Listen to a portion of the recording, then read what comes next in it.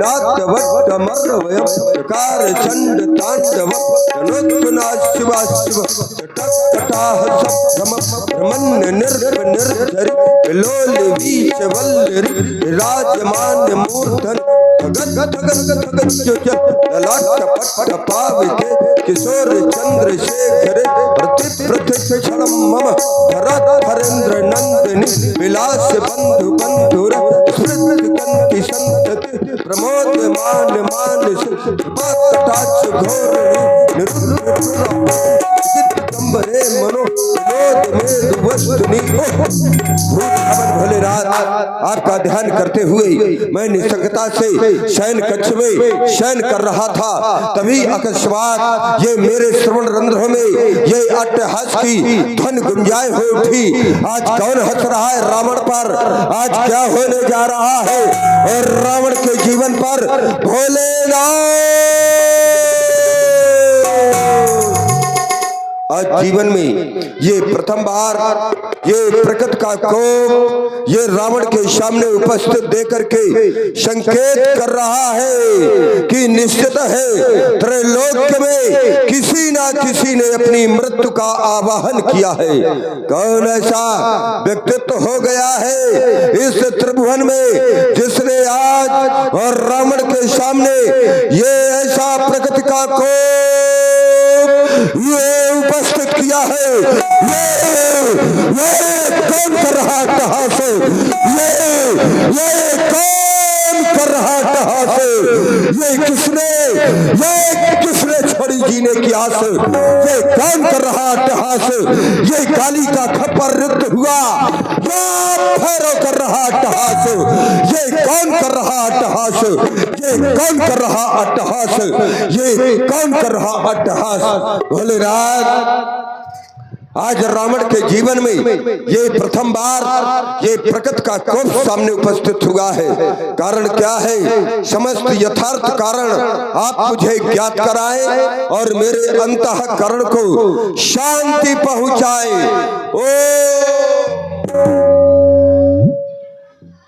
ज्ञात हो गया आज रावण के जीवन में जो प्रथम बार ये प्रकट का कोप सामने उपस्थित हुआ, उसका कारण है राजा जनक। और राजा जनक के यहाँ पर और रखा हुआ भगवान शंकर का वो धनुष, और राजा जनक उस धनुष को तोड़वा करके परमात्मा को ढूंढना चाहता है।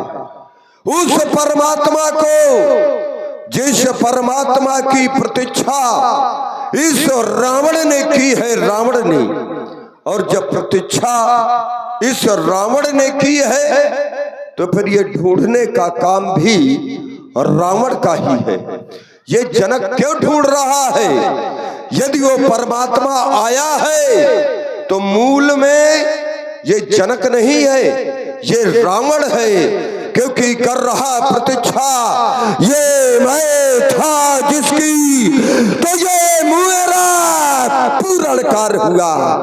और यदि वो परमात्मा आया है तो ये मेरे ही ये उद्धार हेतु उस नारायण का अवतार मेरे लिए आया है। जाऊंगा मिथिला जाकर के उस परमात्मा कहलाने वाले को मैं ढूंढूंगा, और यदि मिल गया तो मैं उसकी पूजा नहीं करूंगा ना, क्योंकि हम राक्षस हैं, राक्षस, और राक्षसों का भोजन होता है भैंसा खाना, मदिरा का पान करना, और जो भैंसा खाए मदिरा का पान करे उससे जाकर के ये कहो कि मंदिर में घंटी बजाए, तो कहा वो मंदिर में घंटा बजाएगा। उससे ये कहो कि जहां लड़ाई न होती हो, बैर अकारण सबका भूसो, जो कर हित अनहित ताहूसो।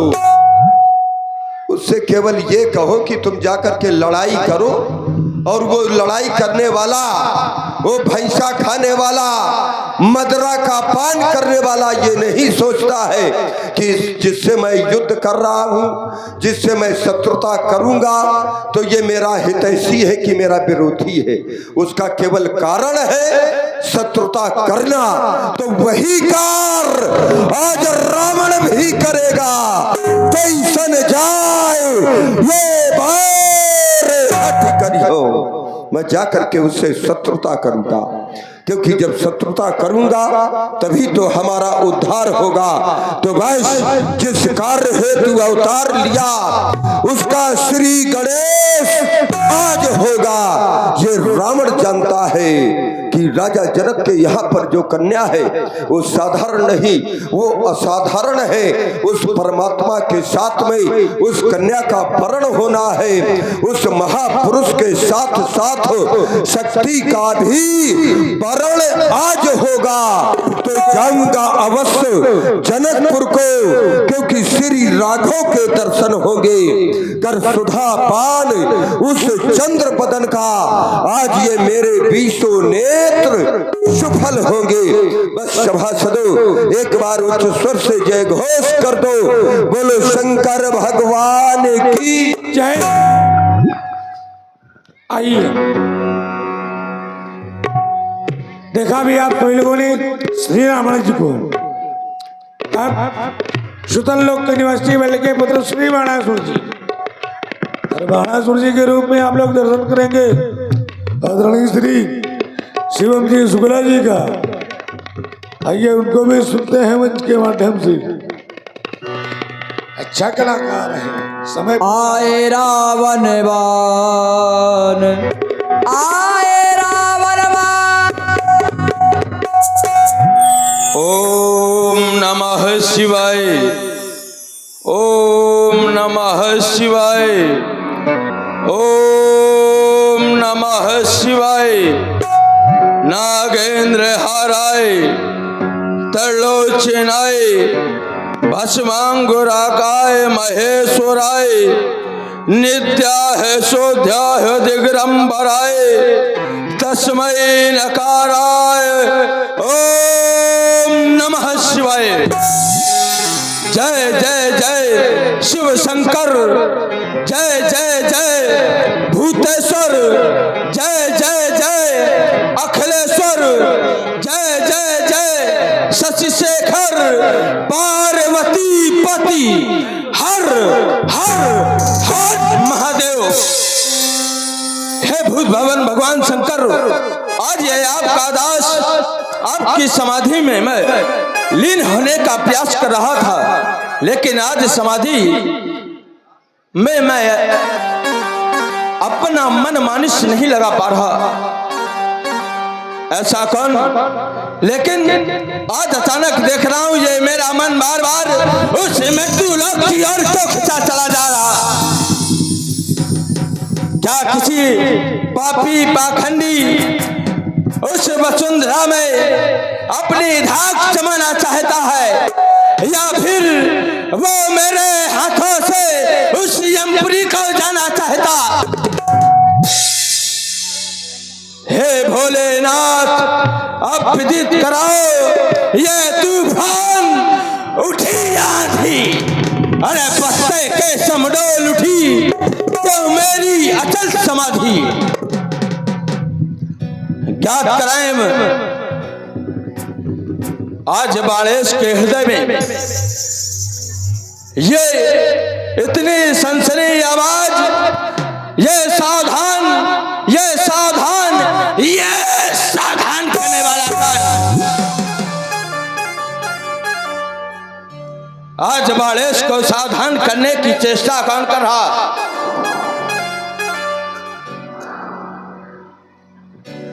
बालेश के हृदय में मैं आपका दास आपके चरणों में ध्यान लगाने के लिए जैसे गया, देखा ये दसों दिशाओं के दिग्गज महिपाल आज अचानक ही भ्रमण कर रहे। ये समुद्र में लहर उठने वाली लहरें, आकाश में बिजली कड़क रही तो क्या आज कुछ विशेष होने वाला है? अगर ऐसा है तो उसके लिए मुझे ध्यान करना होगा। हे भोलेनाथ, ज्ञात कराएं, ज्ञात कराएं, ज्ञात कराएं। ओम नमः शिवाय। विदित हो गया। मैं क्रोध व्यर्थ में ही कर रहा था। मूल में राजा जनक अपनी पुत्री सीता का स्वयंवर कर रहा है। वो जन्मी जाकर दिव्य धरा में पावम परम पुनीता, हर्षित होकर निपति जनक ने रचो स्वयंवर सीता। सीता का स्वयंवर रखा है तो मुझे मिथिला चलना चाहिए, लेकिन ये कौन, ये कौन, ये कौन? ये आकाश मार्ग से, ये पुष्पक, ओह, ये तो रावण है लंका का। तो ये कहां जा रहा? हाँ, विदित हुआ। सीता स्वयंवर का एक नाम राजा जनक ने धनुष यज्ञ का दिया है। तो ये क्या मिथिला जा रहा? अगर ये मिथिला जाएगा तो अपनी मनमानी अवश्य ही कर दिखलाएगा, क्योंकि ये रावण है। देखत यज्ञ निशाचर धावई, करहि उपद्रव मुनि दुख पावई। ऐसा इसका सिद्धांत है। जहां जहां यज्ञ होते हैं ये विध्वंस अवश्य ही करने के लिए पहुंच जाता है। तो मुझे मिथिला के लिए जाना चाहिए, क्योंकि खूब जानता हूं उसको। जिस जगह आज ये जाएगा, अरे वो मत में मतवाला रावण मनमानी कर दिखलाएगा। इसलिए करूं प्रस्थान मिथिला को, यही आज्ञा पुरारी की। न मैटूंगा सुहायस कभी उस गंगधारी की। इसलिए चलता हूं मिथिला। बम विश्वनाथ, बम विश्वनाथ, बम विश्वनाथ।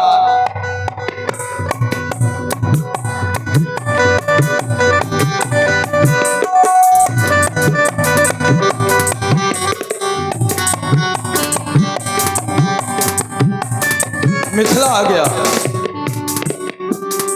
देख रहा हूं राजा जनक की बहुत ही अच्छी समाज है।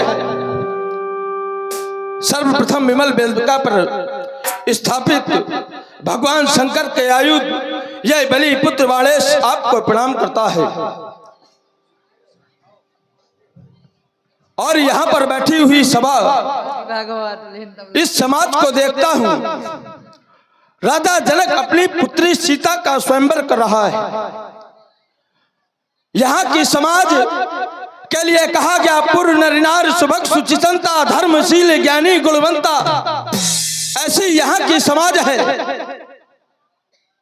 तो सभी लोग पुत्री का स्वयंवर राजा जनक कर रहे हैं, तो सभी लोग सहयोग की भावना बनाकर के बैठे। और यदि ऐसा नहीं किया गया तो बाणेश के द्वारा उसे दंडित किया जाएगा। सावधान, सावधान, सावधान।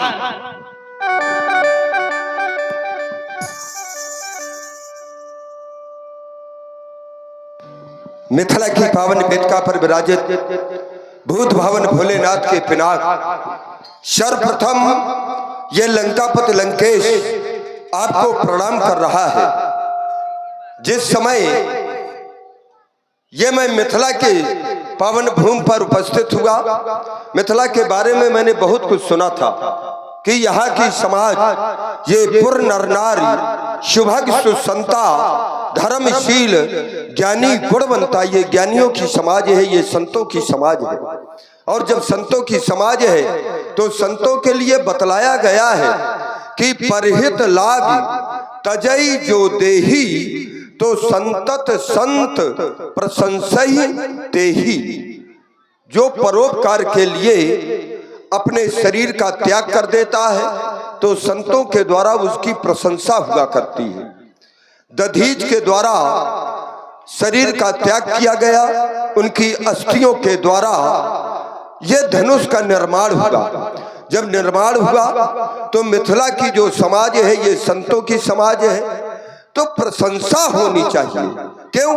क्योंकि ये प्रशंसनीय है। और जब प्रशंसनीय है तो प्रशंसा ना हो करके इनके साथ में ऐसी संत समाज के द्वारा ये निंदनीय कृत्य क्यों, ये बात हमारी समझ में नहीं आ रही।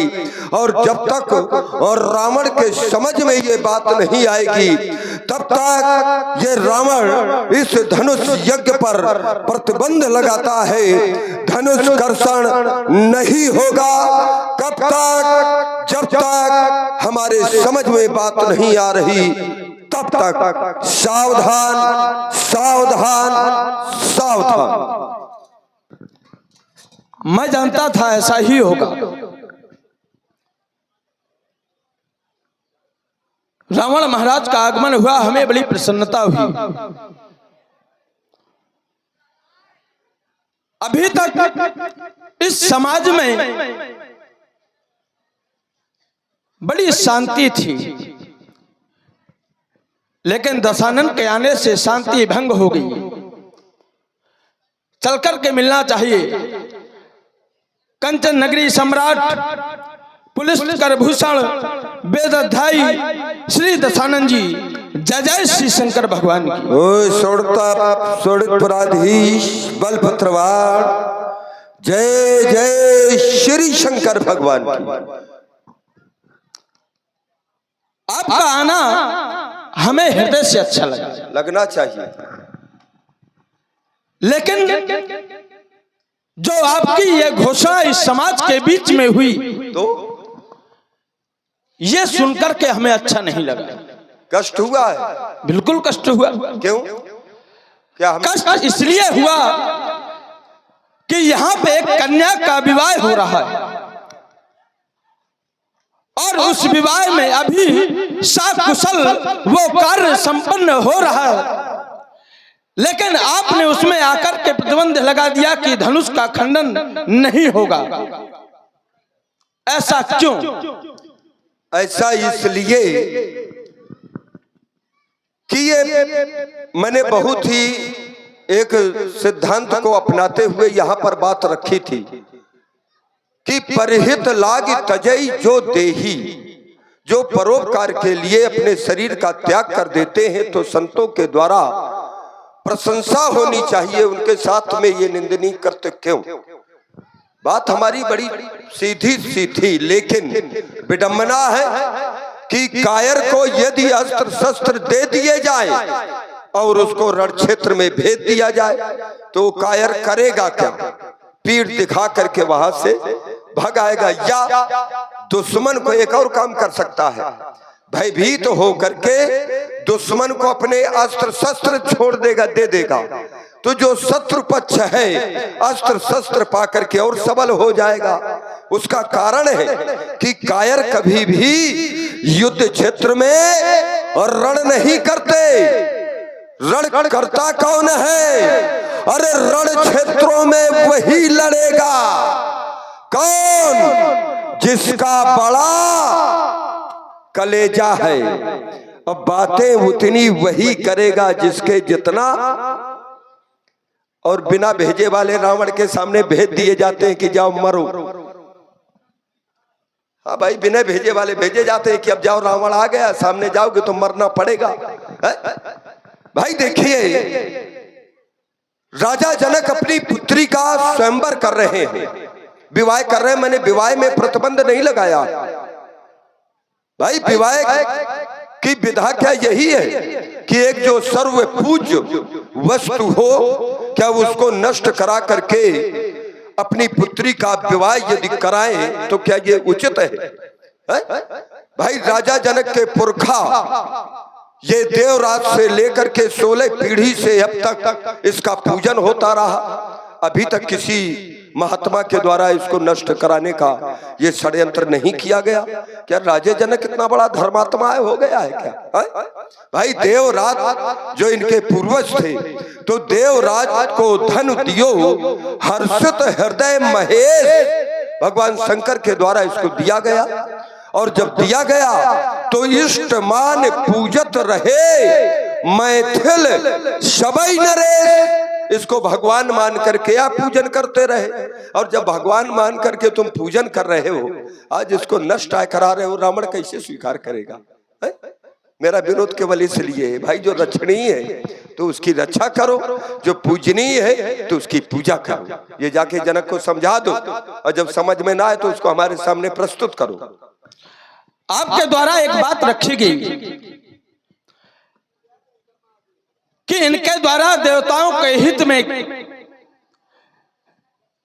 इनकी प्रशंसा करनी चाहिए, क्योंकि इन्होंने देव हित के लिए कार्य किया है, समाज के हित के लिए, समाज की सबका कल्याण हुआ, सबका कल्याण हुआ है। सबका कल्याण इनके द्वारा हुआ, तो क्या इनका कल्याण होना जरूरी नहीं?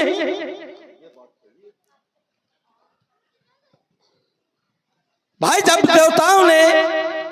देवताओं की सहायता के लिए इनका इस्तेमाल किया गया, और जब उनकी पत्नी ने देवताओं से कहा कि इनका उद्धार कैसे होगा, तब देवताओं ने आश्वासन दिया कि त्रेता के चौथे चरण में इनका उद्धार होगा।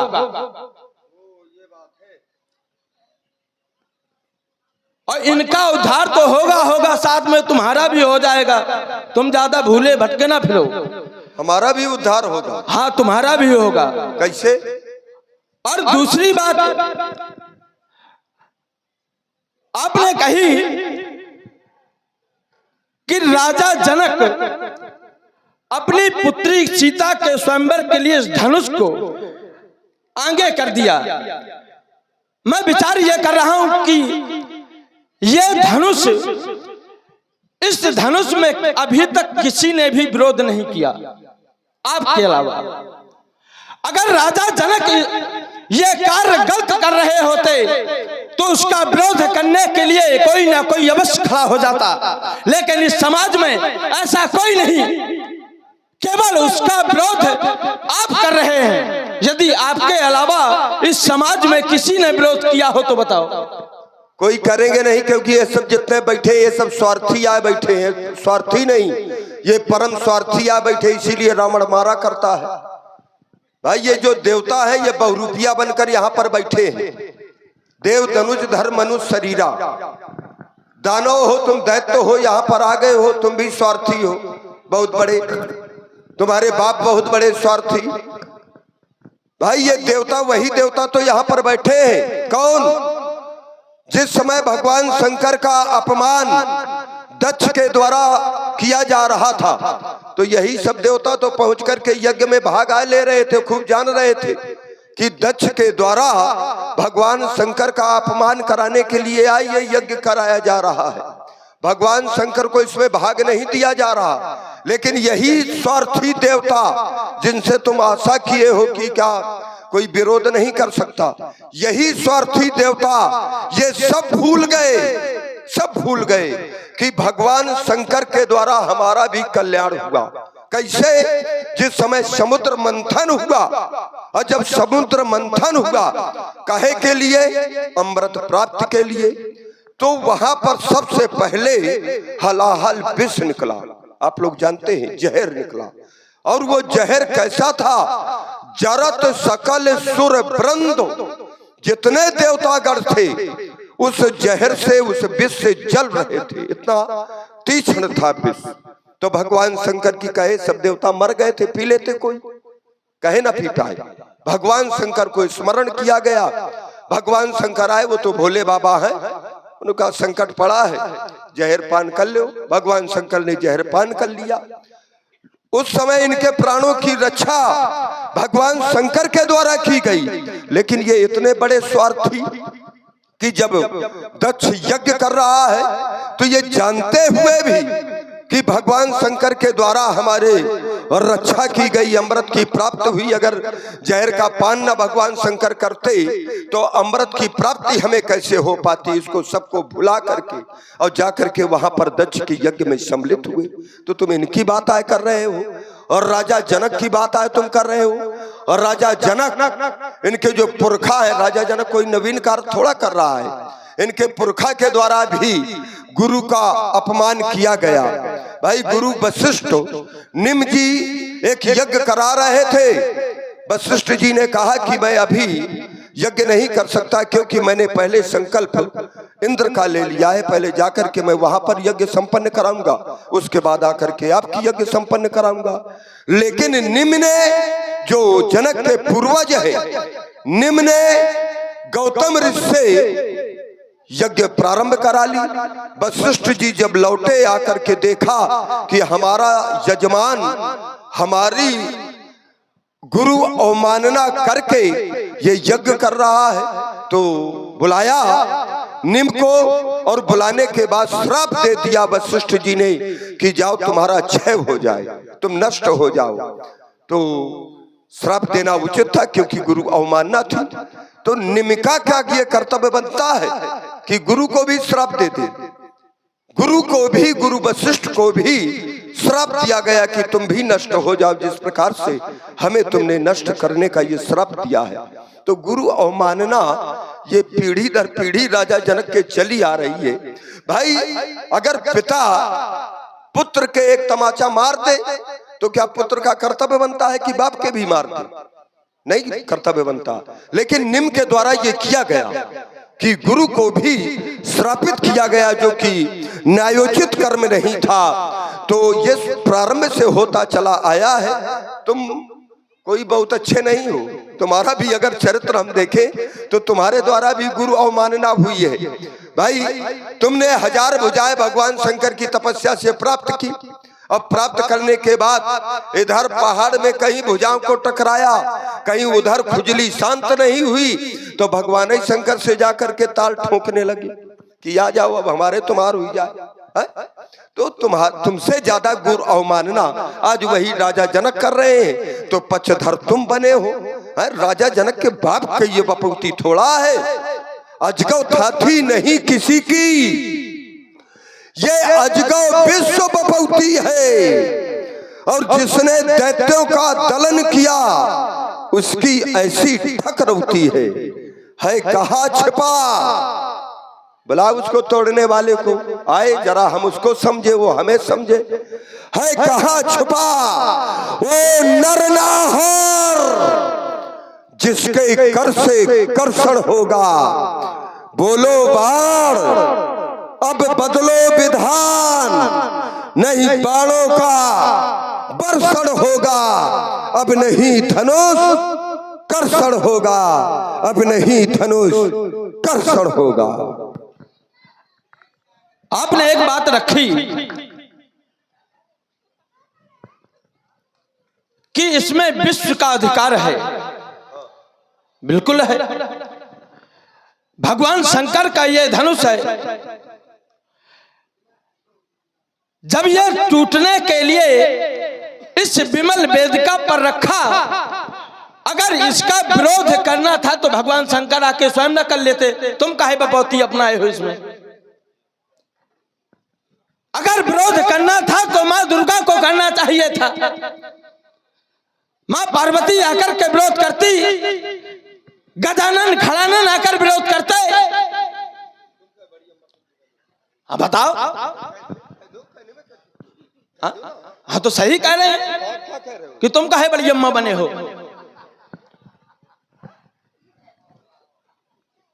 भाई, भगवान शंकर हमारे भी गुरु हैं, भगवान शंकर तुम्हारे भी गुरु हैं, भगवान शंकर राजा जनक के भी गुरु हैं।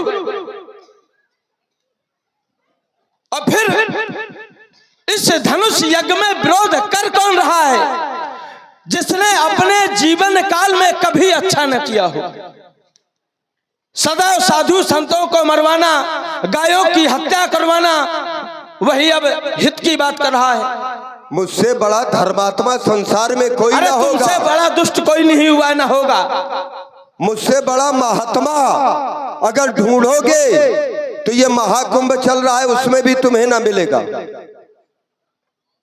क्योंकि वहां पर संतों का समागम हो रहा है। मुझसे बड़ा महात्मा और मुझसे बड़ा समाजवादी संसार में विश्व के कोने में ढूंढोगे तो कहीं ढूंढे नहीं मिलेगा, क्योंकि मैं हूं समाजवादी, मैं हूं महात्मा, मैं हूं धर्मात्मा। क्यों हूं? अब पूछो क्यों हो? देखो समाजवादी के झंडे उखड़ गए, ज्यादा चक्कर में ना पड़ो, ठीक है। समाजवादी तुम्हारे जैसे बहुत आए और बहुत चले गए। जिनके झंडे अगर उखड़े हैं तो वो समाजवादी ना होंगे, क्योंकि जो समाजवादी होते हैं तो उससे समाज का कल्याण होता है, और जब समाज के प्रति उसका समर्पण रहता है तो निश्चित है कि झंडा कभी उखड़ नहीं सकता, क्योंकि समाज के प्रति समर्पण है। तो कर्तव्य बनेगा फिर समाज का कि ये समाजवादी का झंडा ये उखड़ ना पाए। अगर वो परिवारवाद तक केवल समेट करके रह गया है तो वो झंडा क्या केवल झंडा उखड़ जाएगा, डंडा ही रह जाएगा वहां पे। तो ये रावण है समाजवादी। अब पूछो क्यों? हमने कहा क्यों, उसका कारण है, जरा ध्यान दीजिए। रावण के जैसा महात्मा कोई मिलेगा नहीं। ये त्रेता की नीति है भाई, ये त्रेता की नीति है कि एक व्यक्ति के नष्ट कर देने से यदि परिवार का भला हो रहा हो, परिवार का कल्याण हो रहा हो, तो उस एक व्यक्ति को मार देना चाहिए, उसमें कोई दोष नहीं लगता। और एक परिवार के नष्ट करने से यदि पूरे गांव का भला हो रहा हो तो उस परिवार में सीधे आग लगा देनी चाहिए, कोई सदस्य बचना ना चाहिए। क्यों? सुन रहे हैं आप सभी लोग, बड़ी ही सुंदर प्रस्तुति श्री रावण जी और श्री बाणासुर जी की प्रभावित हुए भाई मुकेश सिंह जी भदौरिया, जो महानगर कानपुर से लाइव के माध्यम से ये सुंदर प्रस्तुति देख रहे हैं। वो भी स्वयं में राम जी की कृपा से गंधर्व पीठ के पात्र हैं, व्यास गद्दी को स्वयं वो संभालते हैं। और आप हैं कमेटी की ओर से, देखो कमेटी की ओर से ये 101 सुन रहे हैं, दोनों विभूतियों के लिए प्रदान हुई है। बहुत बहुत धन्यवाद, साधुवाद। और जो लोग जा रही हैं थोड़ी देर के लिए बैठ जाओ, सीता जी की कसम है। देखिए ऐसा है, जाने वाले को कोई रोक नहीं पाया। हाँ, कोई नहीं, जिन पर कृपा होगी वही केवल बैठेंगे, परेशान ना होइएगा, क्योंकि ये गदिष्ट भोजन है, इसको पचा पाना साधारण व्यक्तित्व के बस की बात नहीं है। लेकिन फिर भी इसको सुपाच्य बना करके यहाँ से परोसने का ये क्रम हमने बनाया है कि बड़ा सरल ढंग से पहुंच सके, नहीं ऊपर से निकल जाते तो बात बनती नहीं। तो मैंने कहा मैं धर्मात्मा हूँ, आपने समझा कि एक परिवार के नष्ट कर देने से यदि गांव का भला हो रहा हो तो सीधे आग लगा देनी चाहिए, और एक गांव के नष्ट करने से यदि राष्ट्र का भला हो रहा हो तो उस गांव को स्वाहा सुधा नमोस्तुते कर देना चाहिए, आग लगा देना चाहिए। पूरब से पश्चिम, उत्तर से दक्षिण बचना ना चाहिए। वो जो नक्शा होता है, जो मानचित्र होता है, उसमें उस गांव का नामो निशान मिट जाना चाहिए, तभी राष्ट्र का कल्याण होगा। और रावण ने भी समाज के कल्याण के लिए 2-4-10 ब्राह्मणों को मार डाला है। अगर 2-4 गौशालाओं में अगर आग लगा दी है तो भाई कौन पाप का कर्म किया है? भाई 2-4-10 ब्राह्मणों को मार करके 2-4-10 गौशालाओं में आग लगा दी है, तो इसमें भी समाज का हित है। उसका कारण है कि जब जब होए धर्म का हानि, अब बाढ़े असुर अधम अभिमानी, तब तब प्रभु धर विविध शरीरा, हर ही कृपा निधि सज्जन पीड़ा। जब हमारे जैसे राक्षस इस धराधाम में अत्याचार करते हैं तब वो परमात्मा आता है, और नहीं तो जन्म जन्म मुन जतन कराही, अवंत कहीं आवत नहीं, अंतिम समय नहीं आ पाता। और ये रावण में केवल सामर्थ्य है कि उसको उस धाम से इस धाम में लाता है, और जब बुला लेता है और जब ये समाज दर्शन करती है, क्योंकि वो अवश्य देखिए देखन जोगू, वो देखने योग्य है। जब आप उस परमात्मा का दर्शन करते हैं तो आपको पुण्य मिलता है कि पाप? ईमानदारी की बात बताइए, पुण्य मिलता है। और ये पुण्य दिलाने वाला है कौन? भाई पुण्य दिलाने वाला ये रावण ही तो है। भाई माला घुमाने से उसको आना नहीं है, आना है अत्याचार करने से। नहीं एक भी हमें प्रमाण बता दो कि माला घुमाने से वो आया हो और उससे संसार का कल्याण हुआ हो, हम बात मान लेंगे। और जब जब वो आया है उसके द्वारा जब जब संसार का कल्याण हुआ है, हमारे जैसे आतताइयों ने उसे बुलाया है, तभी समाज का कल्याण हुआ है। तो मैं हूँ समाजवादी, इसलिए मैंने कहा था कि मैं हूँ समाजवादी, क्योंकि भाई समाज दर्शन करेगी और जब जब समाज दर्शन करती है तो इसको पुण्य मिलता है, और ये पुण्य दिलाने वाला है ये रावण। इसलिए मैं हूँ महात्मा, मैं हूँ धर्मात्मा। तो मैं तुम्हें बतला रहा हूँ, फिर ये विध्वंस करूंगा धनुष यज्ञ और श्रोणित की नदी ये बहा दूंगा और दिखा विकट ये हुंकार से ये मिथिला में आग लगा दूंगा। आज मैथिली अधिवेशन में ये कालकूर ये नर्तन होगा, अब नहीं धनुष कर्षण होगा। इतना ही कर सकते हो, आगे ही लगा सकते हो, इसके ज्यादा कुछ करने आता नहीं। तो कि तुमने अपने बाप की नहीं मानी, हमारी क्या मानोगे? तुम जानते हो, और जब जानते हो तो फिर मान लो कि हमने अपने बाप की नहीं मानी, तुम्हारी हम मानेंगे कैसे? बात हो गई भाई। ये तो संसार जानता है कि यहाँ पर कन्या का विवाह चल रहा है। मैं नहीं चाहता कि यहाँ पर कोई व्यवधान पैदा हो, और अगर तुम्हें बाणासुर के इस बल का प्रभाव देखना है तो फिर मिथिला के बाहर चलो, तुमको ज्ञान करा दूंगा। अच्छा, क्योंकि हमारे पिताश्री का कार्य था को काटा वो फूल, यहाँ ऐसा नहीं है। कैसा है? को हमें काटा बोए हम भाला, और ये पंडित भी अब क्या जानेगा पड़ा किसी से लाला पाला वाली बात नहीं। लाला तुम हमारे हाथों से बचे हो, उसका एक कारण है। कारण ये है कि मैं तुम्हें मार भी सकता हूँ, लेकिन मैं मारने का प्रयास नहीं कर रहा। ये ना सोचो कि मैं डर रहा हूँ। बाणासुर अब जाग जा, या तो फिर यहां से भाग, क्योंकि बातें सुन तेरी ये बार बार ये मेरे उरंतर लगी याद। इसलिए बाणासुर अब तू भाग। मैं हूं एक अकेला जग में, ये सबसे अजब निराला, और जीजा लगता हूं मैं इसका। इसी कारण ये बचा है। बात यही है। मैं सोच रहा था कि मैं क्यों भेद खोलूं, तो ये कह रहा है कि वो पड़ा किसी से पाला, अपनी बहादुरियां बता रहा है, और ये नहीं सोच रहा कि जीजा लगता हूं मैं इसका, और ये है मेरा क्या साला।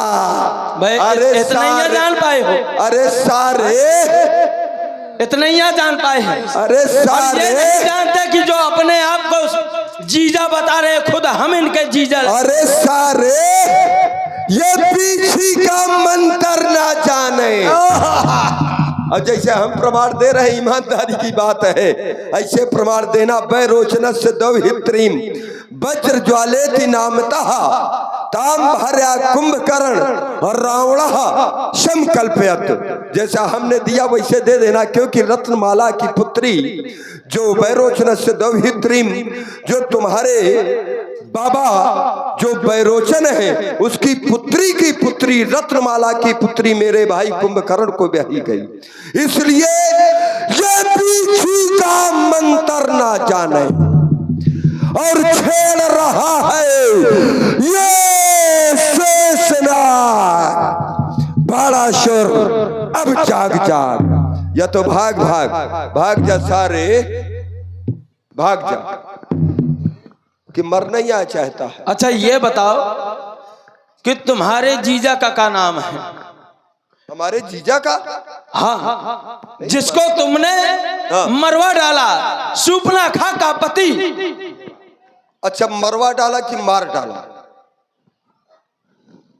अब चाहे मान ले हो चाहे मरवा दो, तुम्हारा काम तो वही है। नहीं, ठीक है,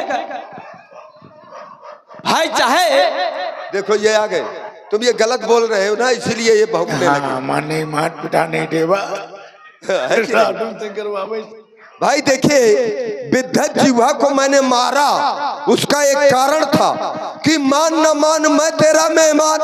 भाई घर परिवार के लोग उसे स्वीकार नहीं कर रहे कि ये हमारा रिश्तेदार है। अब वो जबरदस्ती का अगर बनेगा तो घर परिवार वाले क्या करेंगे, उसकी आरती उतारेंगे क्या है? घर परिवार वाले नहीं मान रहे थे कि तुम नहीं मानना चाहते थे? अरे हम मुखिया है भाई, मुखिया कोई जबरदस्ती आकर के मान न मान मैं तेरा मेहमान, हमारा बहनोई बनेगा और रावण उसको स्वीकार न करेगा, हमारा परिवार उसे स्वीकार न करेगा, तो क्या हम उसकी आरती उतारेंगे?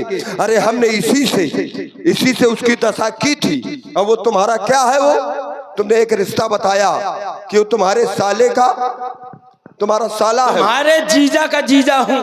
नहीं जबरदस्ती नहीं तो फिर तो फिर उसकी दशा मैंने क्या की थी, उससे ज्यादा तुम्हारी दशा होनी चाहिए। तुम नहीं कर पाओगे, उसका कारण ओ बड़ा शोर, एक बार हो, दो बार हो, ये लगातार बार बार समझाने के बाद भी ये बात नहीं मान रहा।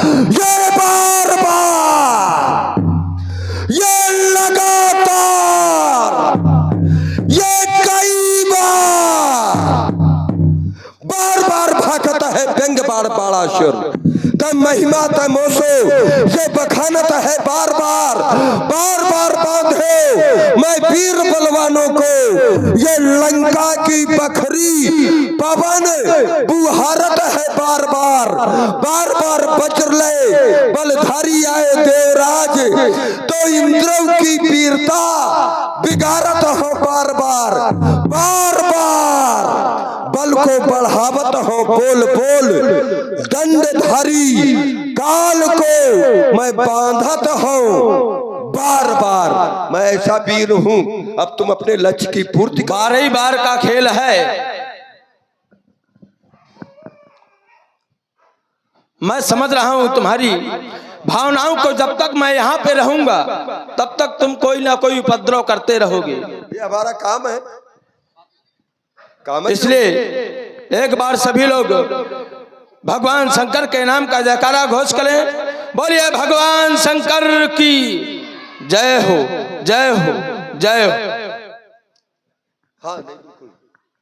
देखिए यहाँ पर रावण और बाणासुर का आना अति आवश्यक था, क्योंकि राजा जनक की एक प्रतिज्ञा है कि त्रिभुवन जय समेत वैदेही, और ये प्रतिज्ञा पूर्ण जब ही होती जब यहाँ पर रावण और बाणासुर, क्योंकि रावण के पास ये धरा और स्वर्ग की विजय है और बाणासुर के पास पाताल की विजय है।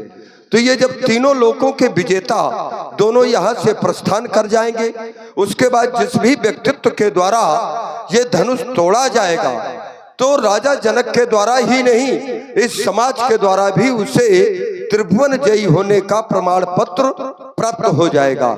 और रावण का आना एक दूसरा भी कारण है, क्योंकि रावण का लक्ष्य परमात्मा की खोज थी। वो कहीं ना कहीं मानव के वेश में इस समाज में उपस्थित है, लेकिन ये समय सूचक यंत्र हमें विवश कर रहा है। इसलिए भूत भवन भोलेनाथ के पिनाक आपसे मेरी एक प्रार्थना है, क्योंकि जिसके कर कमलों के द्वारा सर्वप्रथम आपका उद्धार होना है, उसी के द्वारा हमारा भी उद्धार होना है। इसलिए मेरी एक प्रार्थना है आपसे कि मैंने यत्र तत्र जितने भी राक्षस थे उन सबको एकत्रित किया। एकत्रित करने के बाद मैं उनका राजा बन बैठा।